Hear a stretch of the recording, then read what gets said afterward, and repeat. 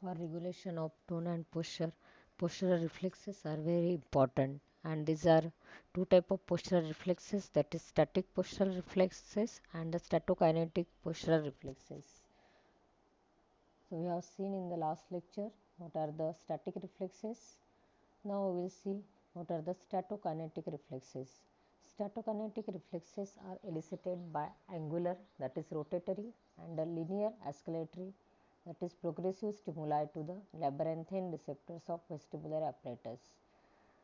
These are programmed reflexes, depend on motor cortex and mediated by lateral vestibulospinal tract. So statokinetic reflexes are vestibular placing reaction, visual placing reaction, and hooping reaction.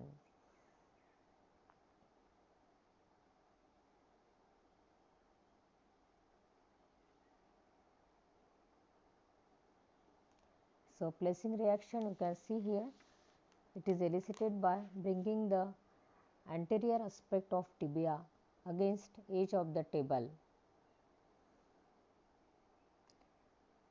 and the response is lift the leg on the table. So that is placing reaction, appears at birth and disappears at 6 weeks.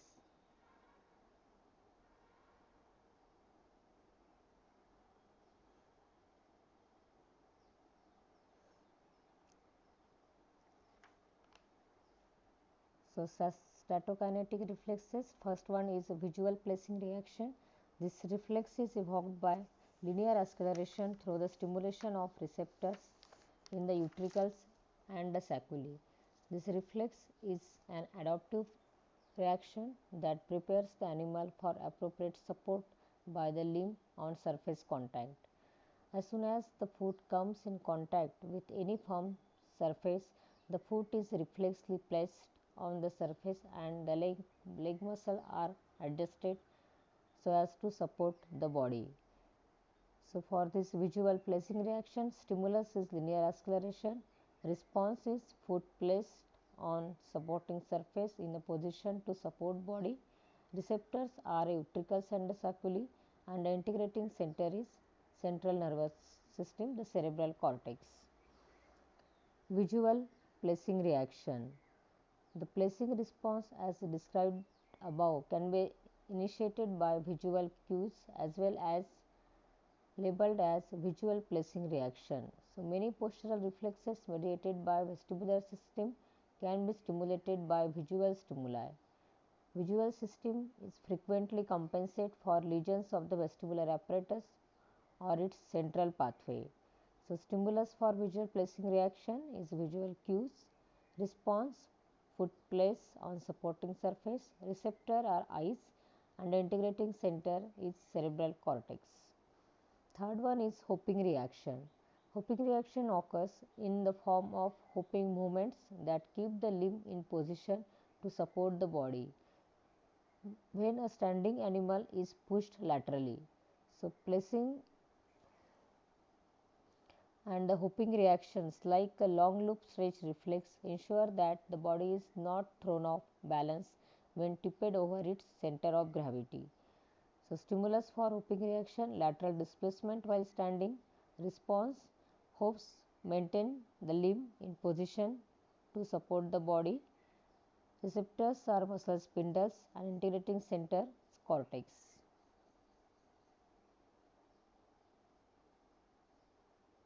What are the role of different regions of nervous system in maintenance of posture? The role of different regions of the nervous system in the maintenance of posture can be experimentally investigated by producing transaction in the neuroaxis at various level, and these experiments carried out in a cat. So what is the role of spinal cord? The role of spinal cord in the maintenance of posture can be studied in the spinal animal. Spinal animal can be produced by a transaction in the spinal cord at cervical region, and respiration is maintained artificially by respiratory pump. In this way, most of the cord function can be studied in spinal animal. If The spinal cord is transected below the origin of phrenic nerves in the mid-thoracic region, then diaphragmatic respiration continue, and so the artificial respiration is not required. So, effect of spinal cord transection, you will get the stage of spinal shock, stage of reflex activity, and a stage of reflex failure. So, posture in the spinal animals during the stage of reflex activity is basic stage reflexes and the supporting reflexes which are integrated in the spinal cord. All the other reflexes are absent. So, stage reflex will be, you will get as they require the integrity of upper motor neurons, other reflexes will be absent and stage reflex will be present. So, postural characteristics of the spinal animals are stage reflex and the supporting reactions present, but they are weak and cannot support the weight of the body. Animal cannot stand on its legs. Muscle tone returns first in the flexor muscles. So, the flexor becomes less hypotonic than extensors, producing paraplegia in flexion.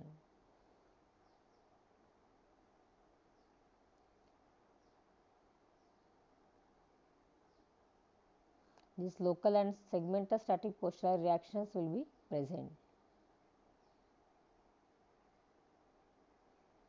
So, these are the stages of spinal shock, that is stage of spinal shock, reflex activity and the stage of reflex failure. So, reflex stretch and the supporting reactions will be present, but they will be very weak and can't support the weight of the body. Spinal reflexes begins to reappear. Stretch reflex is hyperactive. Local and segmental static posture reactions, the muscle tone, flexor becomes hypotonic and extensors producing paraplegia in flexion. Now, the role of brainstem. So, we have a bulbospinal animal or a decerebrate animal. So, in the decerebrate animal, so brainstem is transected at the intercollicular level. So, you can see above the pons, the section is, that is the intercollicular level, that is brainstem is transected at intercollicular level and produces the decerebrate rigidity.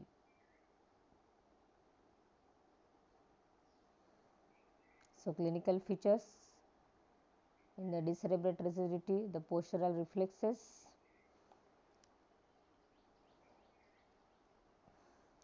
the spasticity in all the antigravity muscles occurs immediately after decerebration. No spinal shock does not develop with the lesions at this level or any other higher levels. Postural reflexes are present in decerebrate animal which have a integration center in the spinal cord or a medulla or a pons. So, these postural reflexes will be present. Stretch reflex, decerebrate rigidity is basically due to harmonious operating group of stretch reflexes. You will get the positive and the negative supporting reactions. So, this can be elicited by application of pressure on the pads of fingers or toes. The afferent impulses from the skin and the interossei muscles causes reflex contraction of both extensor and flexor of the limbs. Negative supporting reaction, this can be elicited by passive plantar flexion which release the limb from positive reaction. Also, you will get cross extensor reflex. So, this can be demonstrated when the one limb is flexed, the other forelimb is adjusted. Then the tonic neck reflexes and the tonic labyrinthine reflexes will be present. So, this also present, therefore, in decerebrate animals, posture of limb and the trunk can be adjusted according with the help of these reflexes. The rightic reflexes are absent. So, decerebrate animal can stand on its forelegs, but slight displacement causes the decerebrate animal to topple over. So, rightic reflexes are absent in the decerebrate animal.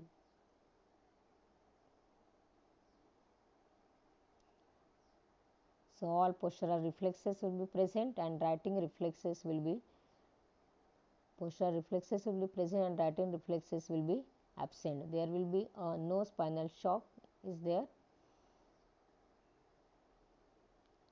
So the characteristics of the decerebrate rigidity, there is a marked increase in the tone of the extensor muscles. So you will get hypertonia. So anti-gravity muscles occurring immediately in hypertonic state after decerebration of animal.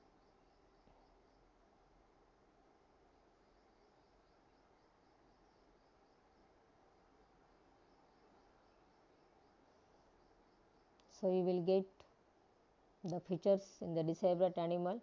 So there is increase in the tone of the extensor of the muscles, that is anti-gravity muscles, hyperextension of all of the four limbs. There is a dorsiflexion of a tail and the head. So there you will get the hyperextension of tail and the head, extreme hyperextension of a spine, that is the position is called as opisthotonous position. The animal can be made to stand on four limbs, but this is easily toppled by slight push. Postural reflexes which can be elicited as the spinal cord is intact. So in the diagram you can see the tail and the head part is extended. There is a hyperextension, the hyperextension of all the four limbs, extreme hyperextension of the spine, that is the opisthotonous position produces the concave configuration of the back. So this is the opisthotonous position. Postural reflexes can be elicited in the decerebrate rigidity.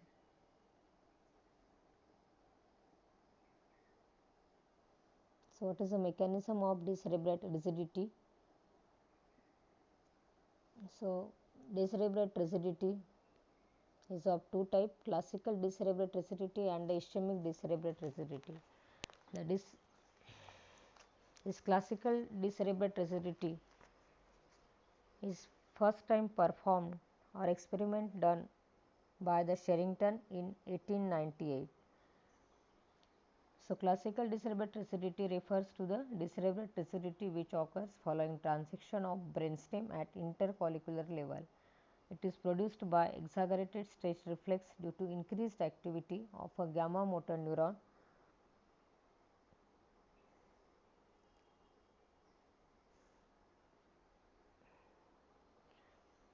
So gamma motor drives to muscle is maintained by descending impulses from facilitatory reticular formation as well as inhibitory reticular formation, with the former predominating.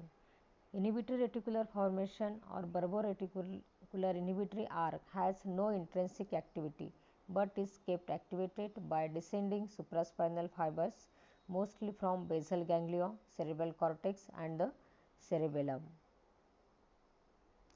So and the facilitated reticular formation get facilitatory input mainly from ascending sensory stimuli which relays through ascending reticular formation. So it also receives the facilitatory corticobulbar extrapyramidal projections. So whenever there is transition at the mid-collicular level, cut off all the facilitatory and the inhibitory corticobulbar extrapyramidal pathways, and following this, the decerebration. The inhibitory reticular formation has no intrinsic activity and become a less active. And while this, the facilitated reticular formation, which is mainly derived from the ascending sensory stimuli, remains strongly active.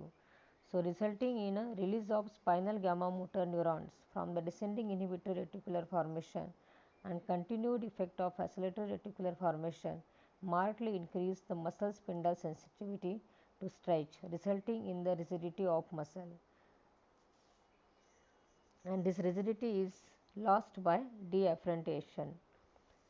So the cutting of the afferent fibers from the muscles. The rigidity observed after classical decerebration is actually a form of spasticity. So when a spastic muscle is stretched passively, the great resistance is offered initially by the muscles, but the resistance is suddenly disappears, and this type of response is called as clasp-knife effect. The initial intense resistance is due to the exaggerated stretch reflex, and the sudden decrease in the resistance is due to activation of the Golgi tendon reflex.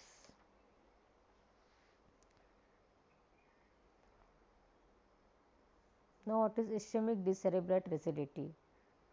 So, Pollock and Davis in 1930 produced ischemic rigidity in animals by ligating the common carotid artery and the basilar arteries at the junction of pons and medulla. Cerebral cortex is ischemic and the non-functional. So, this ischemic decerebrate rigidity is due to the disinhibition of alpha motor neurons. So, there is exaggerated alpha motor neurons. So, direct stimulation of the extrafusal fibers and develops the alpha type rigidity. It is called as the alpha rigidity. This rigidity is not lost by deafferentation, that is cutting of afferent fibers. So, this proves that ischemic decerebrate rigidity is not due to the increased gamma motor neuron activity, but it is due to increased alpha motor neuron activity. So, here you can compare the posture in the decerebrate posture in classical decerebrate rigidity. So, this decerebrate posture results from the damage of the upper brain.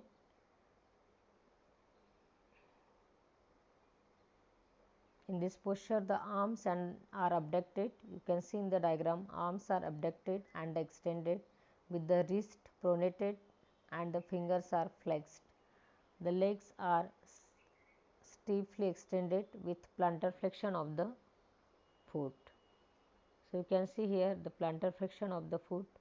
The arms are extended, adducted, the wrist is pronated and the fingers are flexed. This is the classical picture in decorticate animal, that is classical decerebrate rigidity. Decorticate posture result from a damage one of the both corticospinal tract, and below you can compare the decorticate posture. So, whenever there is a damage to the corticospinal tract, so arms are adducted and flexed, and the wrist and fingers are flexed on the chest. The leg is stiffly extended and initially rotated by plantar flexion of the leg. So, in the decorticate rigidity, you can see the flexion of the arms, they are adducted and the flexed. Wrist and the fingers are flexed on the chest. The legs are extended here and internally rotated with the plantar flexion of the foot.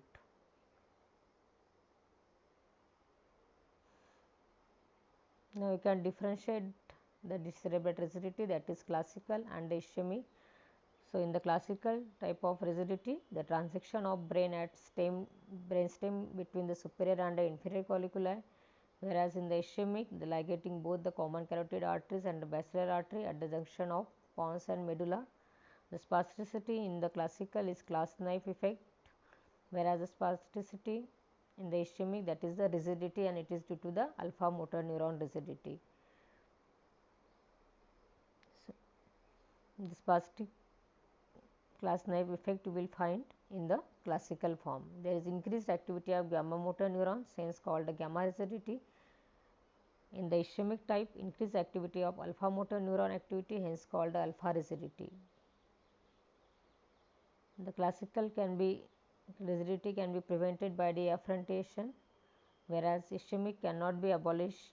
This rigidity cannot be abolished by the deafferentation, indicating that the hypertonia is due to induced directly and not reflexly. Local injection of procaine into the nerve trunks abolish this spasticity of classical decerebrate rigidity, but this local injection of procaine will not reduce the rigidity in ischemic type of rigidity. Systemic administration of chlorpromazine reduces the spasticity, but there will be no effect in the ischemic type of rigidity. Removal of anterior lobe of cerebellum increases the rigidity, but in ischemic type it has no role.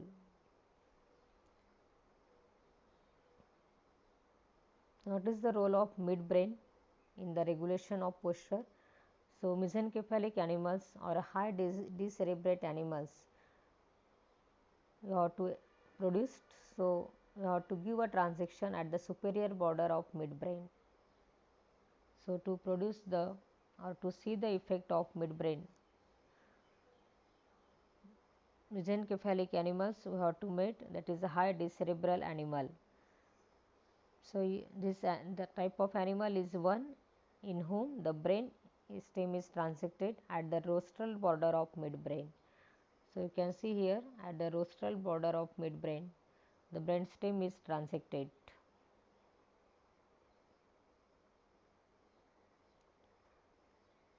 So, what are the clinical features? Decerebrate rigidity will be there, but it disappears on reflex activity.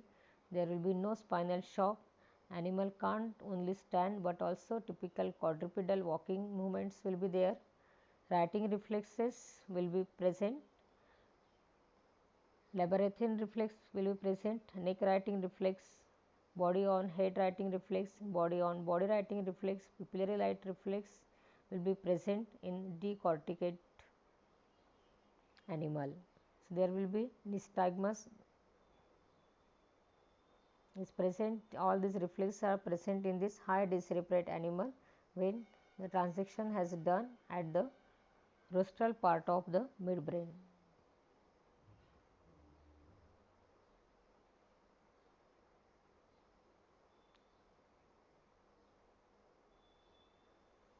So, in the diagram you can see the position of the limbs in the upper pontine damage and the upper midbrain damage. So, in upper pontine damage there is a hyperextension of the legs, there is a plantar flexion, the legs are extended, hyperextended, there is adducted, rotated externally, there is a flexion of the wrist and the flexion of fingers. In upper midbrain damage, we will get the hyperextension of the limbs, there is a plantar flexion, the upper limbs are flexed at the elbow joint, there is a flexion of the wrist and a flexion of fingers. So, this is the differentiation features in the lesion of upper midbrain damage and upper pontine damage. What is the role of cerebellum? So, mainly the spinocerebellum regulates the postural reflexes by modifying muscle tone. It facilitates the gamma motor neuron in the spinal cord via cerebello-vestibulospinal and cerebello-reticular spinal tract. The gamma motor neuron reflexly modify the activity of alpha motor neuron and thus reflexly regulate the muscle tone.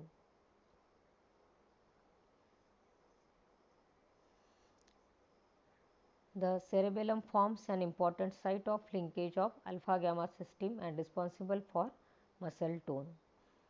So, clinical features that you will get in the unilateral cerebellar disease. So, atonia or hypotonia on same site, attitude changes, rotation of face towards opposite side, lowering of shoulder on the affected side, outward rotation and abduction of legs on affected side. Trunk is bent with concavity towards affected side and deviation movement. So, arm held straight out in front of the body. So, it deviates laterally when the eyes are closed. So, you will find the deviation movements in the unilateral cerebellar region. Deep tendon reflexes are weak and pendular. Now, what is the role of basal ganglia for the regulation of postures? So, decorticate animal you have to make for to know the role of basal ganglion. So, in the decorticate animal, the whole cerebral cortex is removed, but the basal ganglia and the brainstem are left intact. So, in the diagram you can see whole cerebral cortex is removed, but the brainstem and the basal ganglia should be remain intact.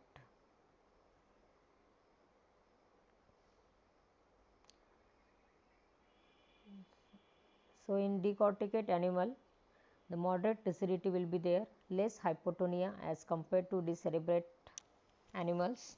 So, moderate rigidity is present due to loss of cortical area that inhibit the spinal gamma motor neuron discharge via reticular formation. It is this moderate rigidity is only seen when the animal is at rest.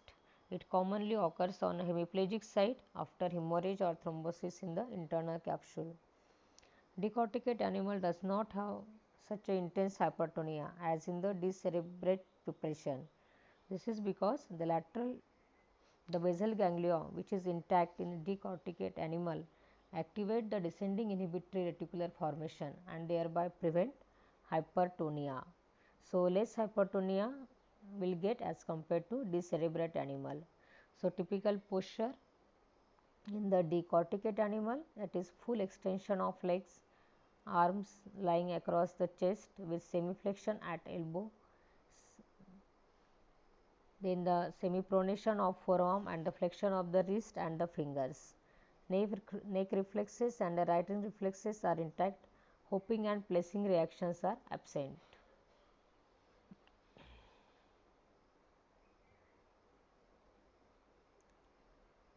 So, in the diagram you can see the typical posture of decorticate man.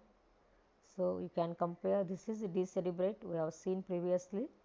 So, there is a neck and head is extended, upper extremities are extended with fingers are flexed, forearm are pronated, lower extremities will be hyperextended and there is a plantar flexion. Now compare here the decorticate posture. So, there is a less hypertonia. So, lowering of the shoulder. So, there is a flexion of the upper limbs at the elbow joint. There is a hyperextension and a plantar flexion at the lower limbs. So, when the head is turned on the right side and the left, causing the alternations in the position of the hands and arms through the activation of tonic neck reflexes. So, turning of the head to the right side, you will get the flexion of the arm of the left. Turning of the head to the right side will give the flexion of the hand on the left side. So, flexion at the elbow, wrist and the fingers. If the head is turned to the left side, there is a flexion of a elbow at the right side, also flexion of the wrist joint and the fingers.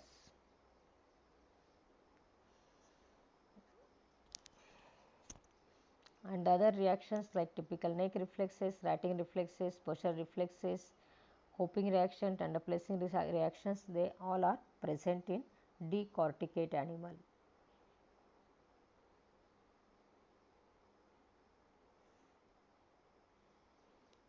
So, temperature regulation and integration of a visceral homeostatic mechanisms is present in hypothalamus, and so it is easier to maintain the decorticate animal than the midbrain animal. So, here we can summarize the different postural reflexes to regulate the posture of the body. So, stretch reflex, the stimulus is stretch, response is contraction of muscle, receptors are muscle spindles and integration center at the spinal cord.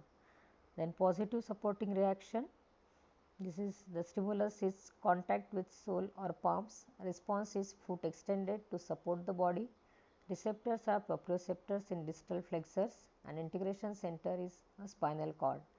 Negative supporting reaction, the stimulus is again stretch, release of positive reaction, proprioceptors in distal flexors and integration in the spinal cord. Tonic labyrinthine reflex, the stimulus is gravity, the response is contraction of limb extensor muscles, receptors are otolith organ and the center is medulla. Tonic neck reflex, the stimulus is head movement on either side, response is extension of a limb on the same side, the receptors are neck proprioceptor receptors and the center at the medulla. Then the labyrinthine writing reflex, the stimulus is gravity, response is head kept level, Receptors are again otolith organ and integration center at the midbrain. Neck writing reflexes. Stimulus is stretch of muscles. Response is writing of the thorax and the shoulder to the stimulus. Receptors are exteroceptors, integration center at midbrain. Body on head reflex. Stimulus is pressure on side. Response is writing of head. Receptors are exteroceptors, integration center at midbrain. Body on body reflex. The stimulus is pressure. The response is writing of the body. Receptors are exteroceptors and again center at midbrain. Optical writing reflex. The stimulus is visual cues. Response is writing of the head to these visual cues. Receptors are present at eyes and center at cerebral cortex. The placing reaction, that is the various visual cues, esteroceptors and proprioceptors are the receptors, are the stimulus for placing reaction. Response is foot placed on supporting surface in the position to support the body. The stimulus are these various stimulus. The receptors are from all these exteroceptors, proprioceptors and the visual cues and center at cerebral cortex. Hopping reaction, stimulus is lateral displacement, response is hops. The receptors are muscle spindles and the center is at the cortex level.